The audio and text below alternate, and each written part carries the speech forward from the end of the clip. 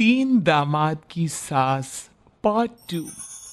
अब तक आपने सुना कि कावेरी जी अपनी तीनों बेटियों ईशा, मोहिनी और सुहाना की शादी तीन घर जमाई लड़कों के साथ करवा देती है।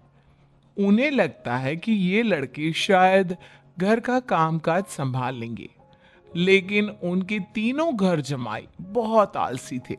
वो नौकरी भी नहीं करते थे और बाहर का काम भी नहीं। कावेरी जी ने अपनी बेटियों से कहा कि वो प्रेगनेंसी का बहाना बनाकर अपने पतियों को सबक सिखाए। अब सुनिए आगे। मम्मी, आपने जैसा कहा था हमने वैसा ही किया, लेकिन देखिए ना, विवेक का हाल तो वैसा का वैसा ही है। घर में ना सुबह का नाश्ता बनता है और ना खाना। नौकरी पर जाने की बात करूं तो खाने को दौड़ते हैं मुझे। हाँ मम्मी, मैंने भी सुमित को कितनी बार कहा कि अगर नौकरी नहीं करनी तो कोई छोटी सी दुकान ही खोल लो। घर का खर्चा कैसे चलेगा? देखो, दोपहर के 12 बजने आए और जनाब अभी तक सो रहे हैं। हाँ मम्मी, ईशा और सुहाना ठीक कहती हैं। अविनाश का भी यही हाल है। जब मैंने अपनी प्रेगनेंसी के बारे में कहा तो मुझसे कहने लगा, अरे दूसरी लड़कियां तो 9 महीने तक नौकरी करती है, बस डिलीवरी के टाइम छुट्टी लेती है। मोहिनी, तुम भी नौकरी करो। अब मुझे कहाँ नौकरी मिलेगी? मम्मी बताओ, अब मैं क्या करूं? हे भगवान, क्या सोचकर घर जमाई दामाद लाई थी मैं कि मेरी बेटियां मेरे पास रहेंगी और खुश रहेंगी। लेकिन इन आलसी दामादों ने तो हमारी जिंदगी को भी प्रॉब्लम में डाल दिया है। मैं तो कहती हूँ मम्मी, हम लोग वापस अपनी जॉब पर जाना शुरू कर देते हैं। बता देते हैं इन लोगों को कि हमने प्रेगनेंसी का बहाना किया है। नहीं नहीं बेटा, ऐसी गलती भी मत करना। अगर तुमने ऐसा किया तो इन तीनों की आदत और खराब हो जाएगी।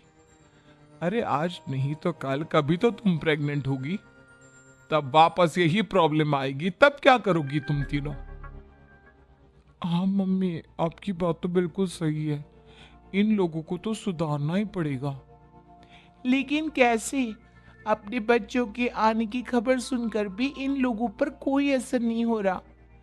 पैसे कमाने के लिए घर से बाहर निकलना ही नहीं चाहते ये तीनों। अब मेरे दिमाग में एक प्लान आया है। तुम तीनों चिंता मत करो, उन तीनों को बुलाओ, फिर मैं बात करती हूँ। थोड़ी देर बाद कावेरी जी अपने तीनों दामादों को सामने बुलाकर अपनी बात कहना शुरू करती हैं। अविनाश, सुमित और विवेक, देखो बेटा, मैं ना तुम तीनों से बड़ा प्यार करती हूँ, इसीलिए तो तुम्हें घर जमाई बना कर रखा है मैंने। अरे मम्मी जी, सीधे सीधे कहिए ना, क्या बात है? प्यार तो हम भी आपको बहुत करते हैं। अरे मम्मी जी, आपकी इज्जत भी बहुत करते हैं। अरे भाई, आपकी जैसी सास और कमाने वाली बीवी सबको मिलती है क्या? हाँ मम्मी, विवेक और सुमित ठीक कह रहे हैं। आपकी बेटी से शादी करके मेरी तो जिंदगी ही अच्छी हो गई है। जानती हूं मैं, और ये भी जानती हूं कि तुम तीनों अपने अपनी बीवियों से बहुत प्यार करते हो। बेटा, बात ऐसी है कि हमारे कुल गुरु ने कहा है कि प्रेग्नेंट होने के बाद मेरी तीनों बेटियां शुरू के 4 महीने हमारे गांव में जाकर रहेगी, जहां मेरे चाचा जी रहते हैं। अरे लेकिन क्यों मम्मी, गांव में जाकर रहने की क्या जरूरत है इन तीनों को? वो क्या है ना बेटा, हमारे परिवार को एक श्राप है। अगर मेरी बेटियों ने यहाँ पर बच्चा पैदा करने की कोशिश की तो उनके बच्चों को कुछ भी हो सकता है। इसलिए अब से लेकर 4 महीने पूरे होने तक इन्हें गांव वाले घर में रहना पड़ेगा। हाँ, तो इसमें प्रॉब्लम क्या है मम्मी जी? हम भी वहाँ जाकर रहेंगे, पिकनिक मनाएंगे। अरे भाई बीवी जहाँ, हम भी वहाँ। हाँ यार, आइडिया तो बहुत अच्छा है। शहर की जिंदगी में रह रहकर परेशान हो चुके हैं, अब कुछ दिन गांव में बिताएंगे। तुम लोग समझने की कोशिश क्यों नहीं करते? तुम में से कोई भी वहां नहीं जा सकता, और मैं यहां रहूंगी ना तुम तीनों के साथ। 4 महीने की तो बात है, उसके बाद ये तीनों ही लौट कर आ जाएंगी।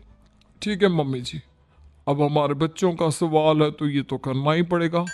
कावेरी अपनी तीनों बेटियों को कुछ दिन के लिए घर से बाहर कहीं दूसरे शहर में रहने के लिए भेज देती है।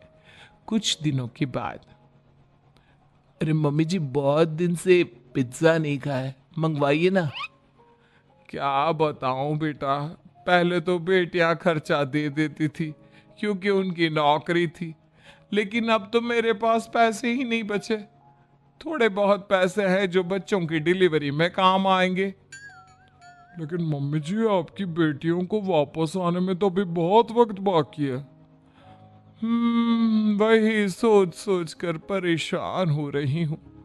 सोच रही हूँ कल से दूध भी बंद करवा देती हूँ। अब दूध वाले को देने के लिए पैसे भी तो नहीं है ना। अरे नहीं नहीं मम्मी जी, अगर दूध भी बंद करवा दोगी तो मुझे चाय कहाँ से मिलेगी? और चाय के बिना मैं तो मर ही जाऊंगा। क्या करूं बेटा, इसके अलावा हमारे पास कोई ऑप्शन नहीं है। मेरे पास पैसे ही नहीं बचे।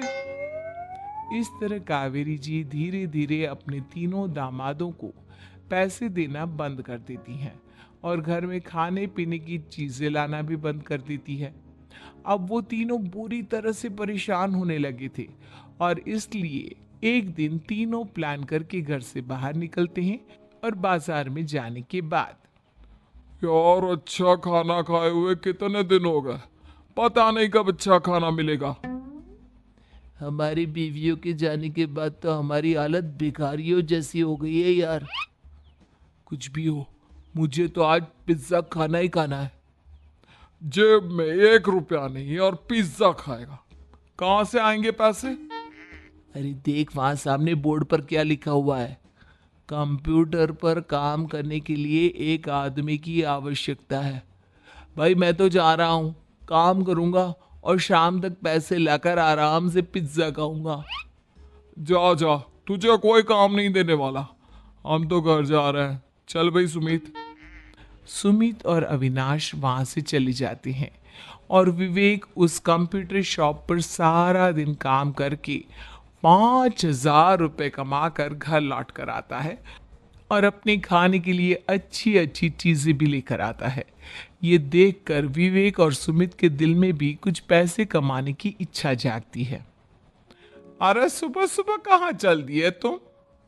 मम्मी जी, एक बहुत अच्छी जगह मिली है। कंप्यूटर पर काम करने के 5,000 मिले थे कल मुझे। अगर रोज काम करूंगा तो पूरे 40,000 की तनख्वाह।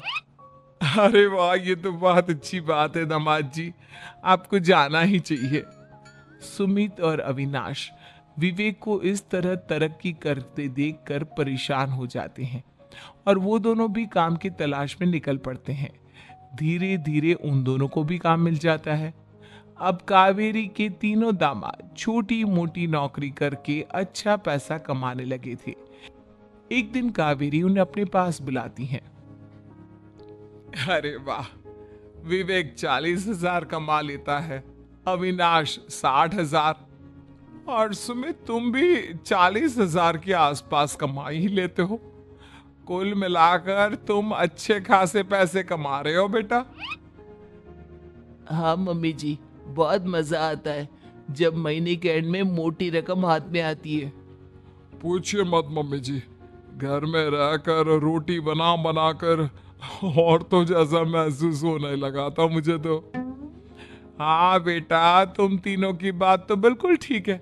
और जानते हो, अब तुम तीनों की पत्नियां भी वापस लौट कर आने वाली है। लेकिन मम्मी जी, अभी तो उन्हें गए सिर्फ 2 महीने हुए हैं। आपने तो कहा था वो 4 महीने के बाद लौट कर आएंगी। ऐसा कुछ नहीं है बेटा, मैं सिर्फ तुम तीनों को सबक सिखाना चाहती थी कि आदमी घर में बैठकर बीवी की कमाई खाता हुआ अच्छा नहीं लगता। इस दुनिया में हर इंसान को मेहनत करनी चाहिए, काम करना चाहिए, चाहे वो औरत हो या आदमी, ताकि अपने परिवार को संभाल सके। कावेरी की बात सुनकर उन तीनों को अपनी गलती का एहसास होता है और कावेरी उन्हें सच बता देती है कि ईशा, सुहाना और मोहिनी शहर में ही कहीं दूसरी जगह रह रहे थे। शाम के वक्त उन तीनों की पत्नियां लौट कर आ जाती है और कावेरी जी का परिवार एक खुशहाल परिवार की तरह रहने लगता है।